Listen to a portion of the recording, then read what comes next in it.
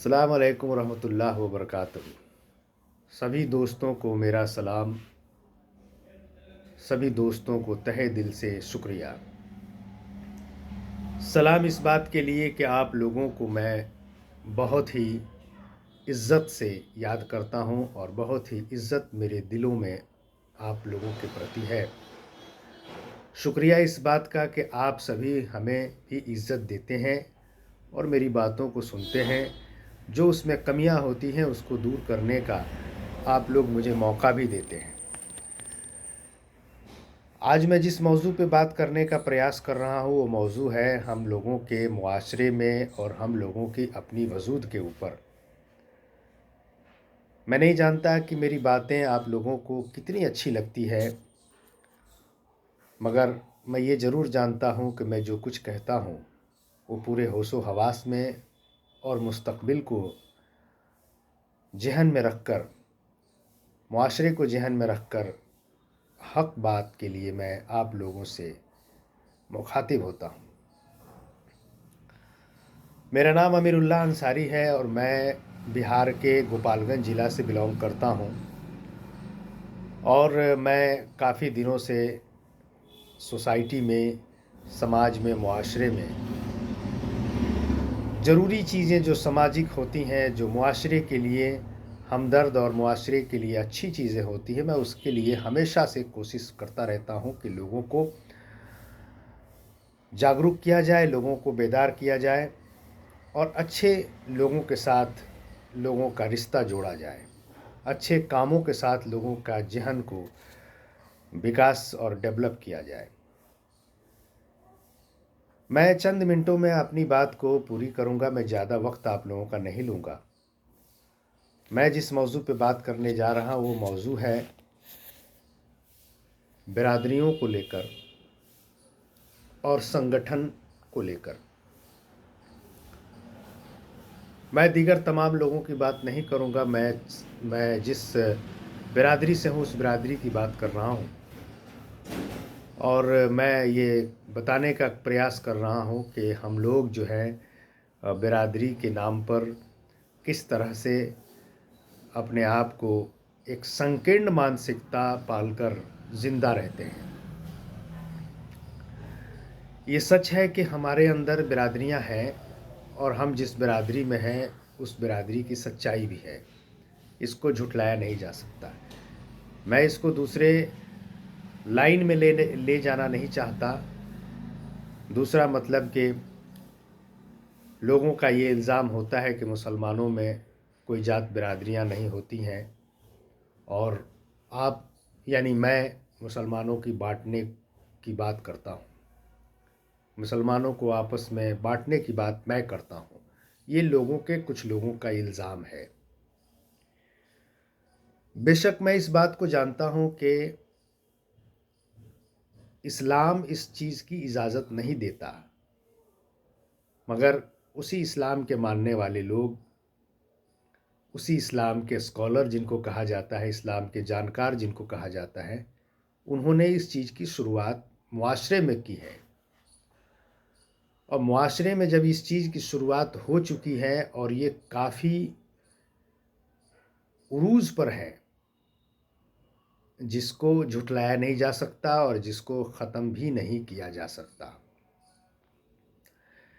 क्योंकि कहने के लिए हम इस चीज़ को ख़त्म कर सकते हैं, लेकिन जो ज़हन में भरा हुआ है, जो हमारे दिलों में एक ऐसी जकड़न बनाकर, वो गांठ बनाकर बैठा हुआ है, मानसिकता जो हमारी बदल चुकी है, उसको निकालना, उसको बदलना मुमकिन ही नहीं, नामुमकिन है।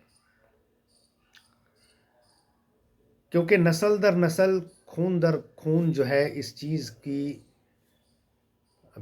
उसमें इजाफ़ा होता है, वो कम नहीं होता है। चाहे तालीम कितनी भी आ जाए, हम कितने भी शिक्षित हो जाएं, लेकिन उस चीज़ से हम ग्रसित हैं कि हम बड़े हैं और फ़लाँ छोटा है। हम फ़लाँ बिरादरी के हैं तो हमारी बिरादरी अफ़ज़ल है और ये फ़लाँ बिरादरी का है तो इसकी बिरादरी अर्जाल है, छोटा है, पिछड़ा है। ये मानसिकता है और ये रहेगी। मैं इस चीज़ पे जाना नहीं चाहता। मैं सिर्फ चंद बातें बताने जा रहा हूँ जो कि आप लोग अच्छी तरह से जानते हैं, उसके बावजूद भी उस पे अमल नहीं होता है। पिछड़े समाज में जो मुसलमानों में जो पिछड़ी बिरादरियां हैं, जैसे अंसारी, मंसूरी, दर्जी, हजाम, धोबी, दीवान, टफाली, पवरिया, कुजड़ा, राइन, हवारी, ये इस तरह की बहुत सारी जातियां हैं जो कि पिछड़ी जातियों में शुमार है, जो संवैधानिक स्ट्रक्चर में इनको कैटेगरियों में बांटा गया है। उस कैटेगरी के अंदर ये पिछड़ी जातियों में आते हैं। कोई ओबीसी में आता है, कोई ईबीसी में आता है, कोई एसटी में आता है, कोई एससी में आता है। तो ये सामाजिक तौर पर, देश की राजनीतिक तौर पर, संविधान के तौर पर, संविधान के हिसाब से इस चीज़ के बंटवारे किए गए हैं। जाहिर है इस चीज़ का बेनिफिट, इस चीज़ का लाभ जो है कितने लोगों को मिलता है, कितनों को नहीं मिलता है। और मैं जहाँ तक जानता हूँ कि बहुत सारे लोगों को नहीं मिलता है, क्योंकि बहुत सारे लोग इस चीज़ के बारे में जानते भी नहीं हैं। वो गुमराहियत के शिकार हैं और गुमराह बन के अपनी ज़िंदगी को गुजार रहे हैं। जानवरों के माफिक सिर्फ खाने, कमाने और सोने में लगे हुए हैं। इससे ज़्यादा उनको कोई चिंता नहीं है। वो सिर्फ अपनी चिंता करते हैं कि हम कल रोटी कैसे खाएंगे, कल का मेरा इंतज़ाम क्या होगा। खैर, उनकी अपनी मसरूफ़ियत है, उनकी अपनी जहनीत है, जिसको बदलने का प्रयास हम लोग कर रहे हैं। लेकिन इस प्रयास में हम लोग कामयाब होते दिखाई नहीं दे रहे हैं। उम्मीद ज़रूर है कि हम जो है इस चीज़ को बदलने का पुरजोर कोशिश कर रहे हैं, लेकिन दिखाई नहीं दे रहा है। इसके पीछे कारण क्या है? कोई भी संगठन जो बिरादरी के नाम पर पिछड़ी जातियों का बनता है, वो कामयाब नहीं होता। वो मुस्तकबिल उसका बना नहीं पाता है। वो लोगों के अंदर जो है अवेयरनेस पैदा नहीं कर पाता है। इसके पीछे क्या कारण है? जो चंद लोग, जिनकी आबादी चंद परसेंट है, कुछ ही परसेंट है, माइनस में है, वो पिछड़ों का मुस्तकबिल और पिछड़ों का जो है लीडरशिप कर पाते हैं, कर लेते हैं। उसके पीछे क्या कारण है? उसके पीछे ये है कि उनकी इकोनॉमिकल कंडीशन जो है हमसे बहुत बेहतर होती है। और मानसिक तौर पे हम लोग जब नीचे हैं, जो हमारी सोच छोटी है, तो जाहिर है कि उसका फ़ायदा वो लोग उठाते हैं। हम अपनी सोच को बदलते नहीं हैं। हम अपने लोगों के साथ खड़े होने से डरते हैं। हम अपने लोगों के साथ जो है अपनी बात रखने से डरते हैं। हम उनकी बातों को सुनने से डरते हैं। ना हम पैसे खर्च कर पाते हैं, 10 रुपया, 20 रुपया, 50 रुपया देने से भी कतराते हैं। हम सोचते हैं कि चलो इससे क्या फ़ायदा है।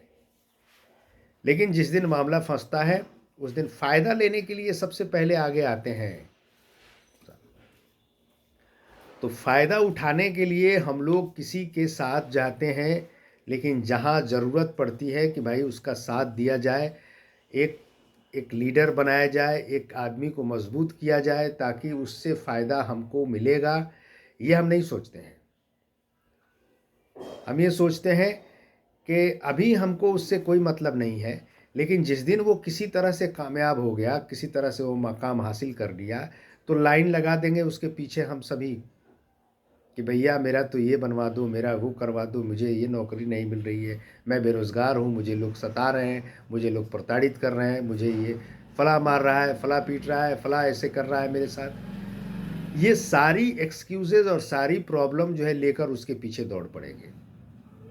लेकिन कब? जब वो कामयाब हो जाता है तब। उसकी कामयाबी में हमारा और आपका कोई योगदान नहीं रहता है। हम तो टाँग खींचने में लगे रहते हैं। हम तो अपने आप में ही अपने आप को सुपर पावर समझते हैं कि अरे उसके पीछे हम जाएंगे, हम जाएंगे बड़े लोगों के पीछे, वैसे लोगों के पीछे जो कभी मुड़कर भी नहीं देखता। जब वो कामयाब होता है या फिर उसके दरवाजे पर जाने से 50 बार पहले हम सोचते हैं कि जाएंगे, कैसे जाएंगे, लेकिन एक बार मुस्कुराकर चेहरे की तरफ देख दिया, पीठ पे हाथ फेर दिया, तो उस तरह से हम लोग, माफ़ कीजिएगा ये अल्फाज थोड़े से ऑड हैं, कि कुत्तों की तरह दुम हिलाने हम उसके पीछे दुम हिलाना शुरू कर देते हैं चंद मिनटों के लिए। फिर उसके बाद वही आदमी लाठी और डंडों से पिटवाता भी है, कोर्ट कचहरी का चक्कर भी लगवाता है, और फिर वही आदमी आपको पैरवी के नाम पर आपके साथ भी खड़ा होता है कि हम आपको पैरवी कर देंगे, आपको हम छुड़ा देंगे, आपको इस परेशानी से निजात दिला देंगे। वो इसलिए कि आप जीवन भर, आप ही नहीं, आपकी आने वाली नस्ल भी उसकी गुलामी करे और उसके पीछे उसका झंडा लेकर ढोए, सर उठाकर उसके सामने खड़ा नहीं हो। मैं एक संगठन के बारे में बात कर रहा हूँ कि बिहार में कई संगठनें बनी अंसारी बिरादरी का, पसमानदा समाज का, लेकिन आज तक कोई लीडर नहीं बन पाया, क्योंकि हम चाहते ही नहीं है। हम ऐसे बड़ी बड़ी बातें करेंगे, एक जगह खड़े होंगे, दो चार अंसारी एक जगह खड़ा हो जाता है, एक जगह बात करता है, तो लंबी चौड़ी तकरीर और लंबी चौड़ी भाषण खूब देते रहेंगे, एक दूसरे को नसीहत खूब देंगे, मगर कभी वह आदमी अकेले इस चीज़ को नहीं सोचता है कि मैं जो नसीहत दे रहा हूँ उसकी जिम्मेदारी मेरी भी बनती है कि मैं कुछ काम करूँ। इल्ज़ाम ज़रूर लगाएंगे। अब मुझ पे ही मेरे समाज के लोग इल्ज़ाम लगाते हैं कि ये आगे रहते हैं, ये जो है कुछ करते नहीं हैं। मैं उनसे पूछता हूँ कि मैं अगर कुछ नहीं करता हूँ तो आप क्यों चुप हैं? आप कीजिए, कौन रोका है आपको? आप आगे आइए, मैं आपके पीछे रहता हूँ, देखिए मैं आपका साथ देता हूँ कि नहीं। कभी वो लोग अपनी सोशल मीडिया पर भी कुछ नहीं लिखते, कुछ नहीं बोलते, और जो काम कर रहा है, जो दिन रात लोगों की गालियां सुन रहा है, उसको इल्ज़ाम लगाते हैं। शर्म आती है कभी कभी कि यार ये सब क्या है, कैसे होगा इस समाज का बदलाव, किस तरह से लोग बदलेंगे।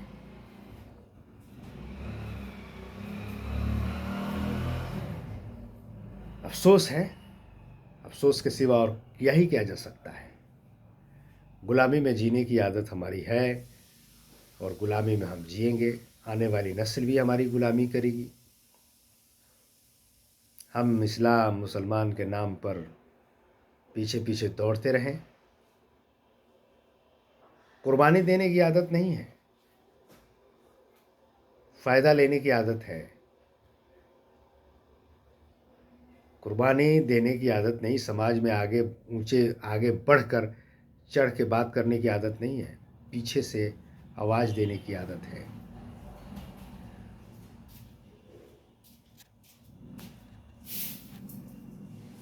खैर, जो मेरी समझ में आता है मैं करता हूँ, और मैं परवाह भी नहीं करता हूँ कौन है मेरे साथ, कौन नहीं है, क्योंकि मैं इस दुनिया में आया हूँ तो सिर्फ जीने खाने के लिए नहीं आया हूँ।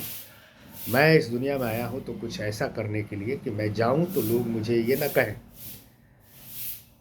मुझसे ये सवाल नहीं किया जाए कि तुम दुनिया में इतने दिन रहे तो किए क्या समाज के लिए, सोसाइटी के लिए, अपने लोगों के लिए। खुदा हाफिज़।